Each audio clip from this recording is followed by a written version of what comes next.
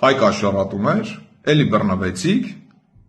հակակոռուպցիոն կոմիտեն քիչ առաջ հրապարակել է գաղտնալսումներ, որոնց հիման վրա Կալուգեցի օլիգարխի թիմակիցներից եւս 5 անձ է ձերբակալվել ընտրակաշառք բաժանելու համար։ Գաղտնալսումներում ակնհայտորեն խոսվում է մարդկանց նյութապես շահագրգռելու մասին։ Մարդկանց ինքնասիրությունը ոտնահարելով փորձում են նյութապես շահագրգռեն։ Զազրելի, նողկալի բնույթի ձայնագրություններ, որտեղ մարդկանց ինքնասիրությունը ոտնահարելով, շալվար ու սվիտեր խոստանալով, գազի փող վճարել խոստանալով, ուսման վարձի մի մասը վճարել խոստանալով փորձում են վերջիններից ձայնը գնեն։ Մարդկանց մասին խոսում են ինչպես ապրանքի մասին։ Գլխաքանակով են մարդկանց մասին խոսում։ 500-ից 450-ը որակով է, դե երևի են 50 հոգի ընտրողն էլ անորակ էր։ Ու այո, ձայնագրություններում ակնհայտ երևում է, որ գործ ունենք Հանրապետական կուսակցության համար ժամանակին փողով ձայներ հավաքագրող թաղային խուժանի հետ,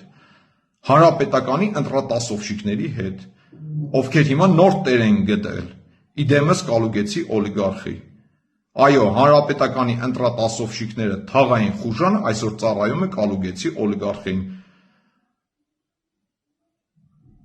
Նույն թաղային խուժանը իրենց ընտրողների հասցեին հայհոյանքներ է հնչեցնում։ Այս մարդիկ նույնիսկ իրենց ընտրողներին չեն հարգում։